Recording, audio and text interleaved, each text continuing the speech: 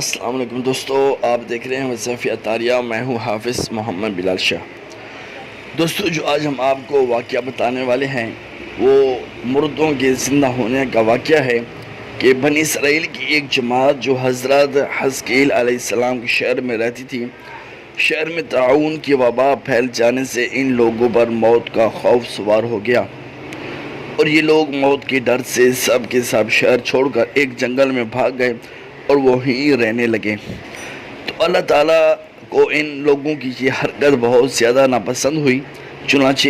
اللہ تعالیٰ نے ایک عذاب کے فرشتہ کو اس جنگل میں بھیج دیا، جس نے ایک پہاڑ کی آڑ میں چھپ کر اور چیخ مار کر بلند آواز سے یہ کہہ دیا کہ موتو، یعنی تم سب مر جاؤ۔ اس بھیانک چیخ کو سن کر بغیر کسی بیماری کے بالکل اچانک یہ سب کے سب مر گئے،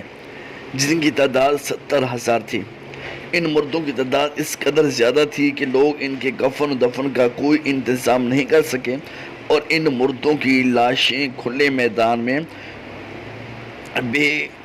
گور و کفن 8 دن تک بڑی بڑی سڑنے لگی، اور بے انتہا بدبو سے پورے جنگل میں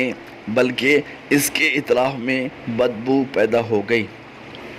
کچھ لوگوں نے ان کی لاشوں پر رحم کھا کر چاروں طرف سے دیوار اٹھا دی تاکہ یہ لاشیں درندوں سے محفوظ رہیں۔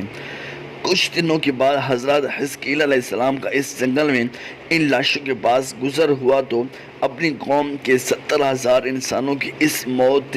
ناگہانی اور بے گور و کفن لاشوں کی فراوانی دیکھ کر رنج و غم سے ان کا دل بھر گیا،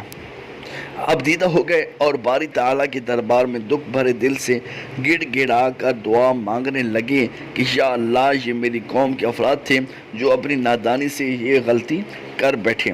کہ موت کے ڈر سے شہر چھوڑ کر جنگل میں آ گئے۔ یہ سب میرے شہر کے باشندے ہیں، ان لوگوں سے مجھے انس تھا اور یہ لوگ میرے دکھ سکھ کے شریک تھے۔ افسوس کہ میری قوم ہلاک ہو گئی اور میں بالکل اکیلا رہ گیا۔ اے میرے رب، یہ وہ قوم تھی جو تیری حمد کرتی تھی اور تیری توحید کا اعلان کرتی تھی اور تیری کبریائی کا خطبہ پڑھتی تھی۔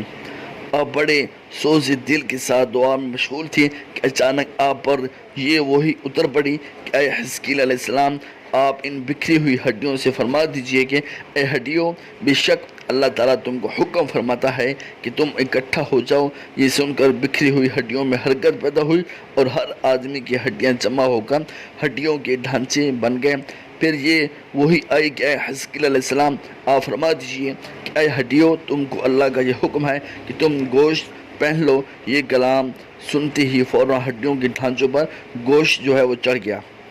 پھر تیسری بار یہ وہی نازل ہوئی، اے حزقیل علیہ السلام، اب یہ کہہ دو کہ اے مردو، خدا کے حکم سے تم سب اٹھ کر کھڑے ہو جاؤ۔ چنانچہ آپ نے یہ فرما دیا تو آپ کی زبان سے یہ جملہ نکلتے ہی 70,000 لاشیں یہ بڑھتی ہوئی کھڑی ہو گئیں، سبحانک اللہم و بحمدک لا الہ الا انت۔ پھر یہ سب لوگ جنگل سے روانہ ہو کر اپنے شہر میں آ کر دوبارہ آباد ہو گئے اور اپنی عمروں کی مدت بھر زندہ رہے۔ لیکن ان لوگوں پر اس موت کا اتنا نشان باقی رہ گیا کہ ان کی اولاد کے جسموں سے سڑی ہوئی لاش کی بدبو برابر آتی رہی، اور یہ لوگ جو کپڑا بھی پہنتے تھے وہ کفن کی صورت میں ہو جاتا تھا، اور قبر میں جس طرح کفن میلا ہو جاتا تھا ایسا ہی میلا پن ان کے کپڑوں پر نمودار ہو جاتا تھا۔ چنانچہ یہ اثرات آج تک ان یہودیوں میں پائے جاتے ہیں جو ان لوگوں کی نسل سے باقی رہ گئے ہیں۔ یہ عجیب و غریب واقعہ قرآن مجید کی سورہ بقرہ میں خداوند قدوس نے اس طرح بیان فرمایا کہ أَلَمْ تَرَ إِلَى الَّذِينَ خَرَجُوا مِنْ دِيَارِهِمْ وَهُمْ أُلُوفٌ حَذَرَ الْمَوْتِ فَقَالَ لَهُمُ اللَّهُ مُوتُوا ثُمَّ أَحْيَاهُمْ إِنَّ اللَّهَ لَذُو فَضْلٍ عَلَى النَّاسِ وَلَكِنَّ أَكْثَرَ النَّاسِ لَا يَشْكُرُونَ۔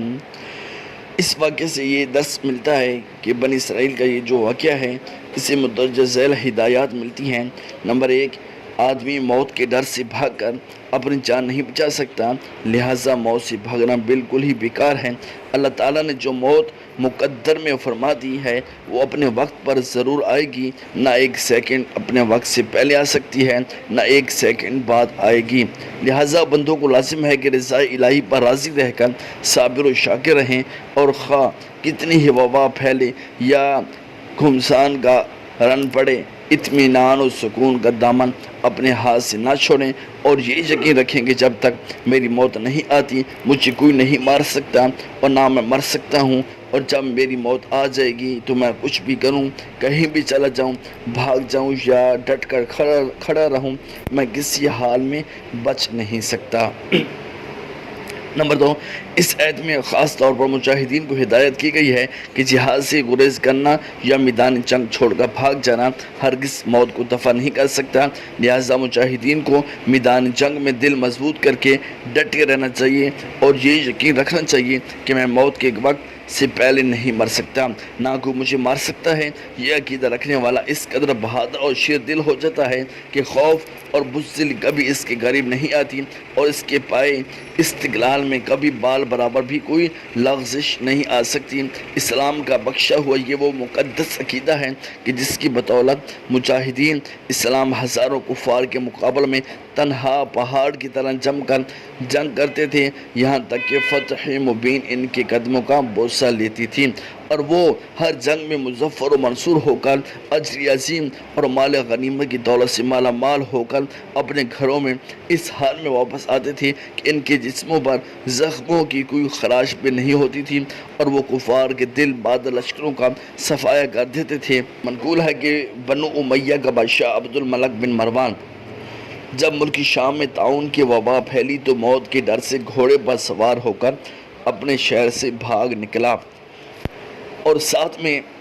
اپنے خاص غلام اور کچھ فوج بھی لے لی، اور وہ طاعون کے ڈر سے اس قدر خائف اور ہراساں تھا کہ زمین پر پاؤں نہیں رکھتا تھا بلکہ گھوڑے کی پشت پر سوتا تھا۔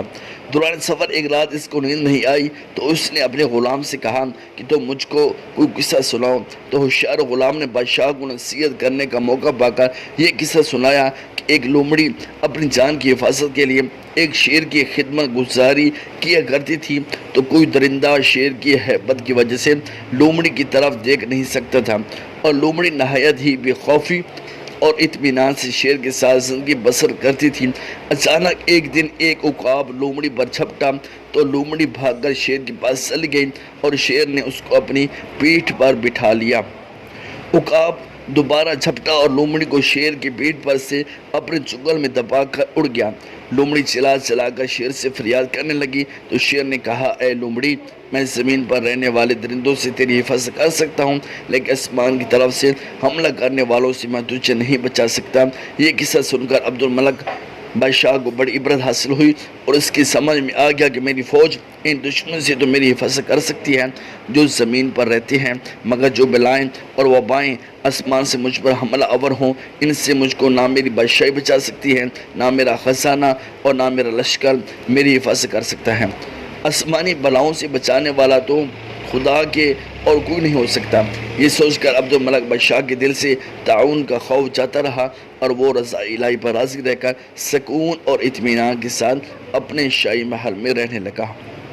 امید ہے یہ ویڈیو بھی آپ کو پسند ہوگی۔ ویڈیو پسند ہے تو لائک کریں، شیئر کریں، اور کومنٹ میں ہمیں اپنی رائے ضرور دیجیے گا کہ ہم نیکسٹ کون سی ویڈیو جو ہے وہ بنائیں، اور ہمارا چینل وظیفی اطاریہ کو ضرور سبسکرائب کریں، ساتھ موجود نہ بجنے والی گھنٹی کو بجا دیں تاکہ ہر نیو آنے والی ویڈیو آپ کو مل سکیں۔ اللہ حافظ۔